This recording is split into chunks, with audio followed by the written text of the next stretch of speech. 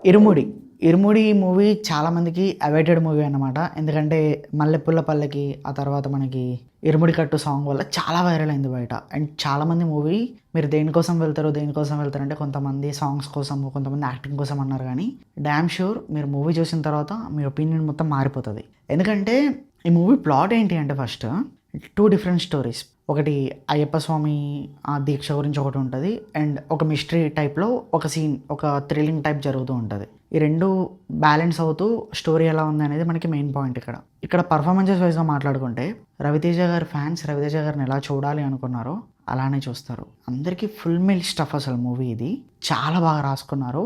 And Priya Bhavani Shankar గారు as wife character చాలా బాగా చేశారు. And special applause for the daughter. పాప క్యారెక్టర్ చేసిన అమ్మాయి అయితే పీక్, మొత్తం స్టోరీ మొత్తం తన చుట్టే తిరుగుతూ ఉంటుంది. చాలా బాగా చేసింది ఆ అమ్మాయి అయితే. చిన్న పాప పీక్ యాక్టింగ్ అసలు. సినిమా ఎండ్ అవుతున్నప్పుడు కూడా ఆ క్యారెక్టర్కి ఒక హై ఉంటుంది. అది మీకు చాలా బాగా అనిపిస్తుంది మూవీ చూస్తున్నంతసేపు. ప్రొడక్షన్ క్వాలిటీస్, ఎడిటింగ్ చాలా బాగా హ్యాండిల్ చేశారు. మెయిన్ అనదర్ పిల్లర్ వచ్చేసి మనకి జీవి ప్రకాష్ గారు. సాంగ్స్ చాలా బాగున్నాయి. అన్ని సాంగ్స్ బయటకు వదలలేదు యాక్చువల్గా. 'ఇరుముడి కట్టు', 'మల్లెపూల పల్లకి' ఈ రెండే బాగా బయటకు తెలుసు. కానీ మీరు మూవీ చూస్తున్నంతసేపు every song will be true emotional, pure bliss. చాలా బాగుంటుంది.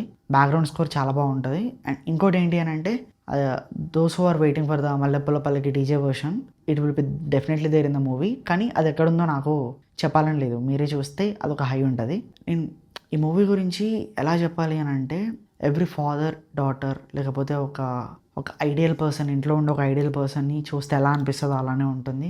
అండ్ ఒక కంప్లీట్లీ చాలా ఎలిమెంట్స్ టచ్ చేశారు ఈ మూవీలో. చాలా ఎమోషనల్ కూడా అవుతారు. చాలామంది ఏడ్ చేస్తారు మూవీ అయిపోయిన తర్వాత.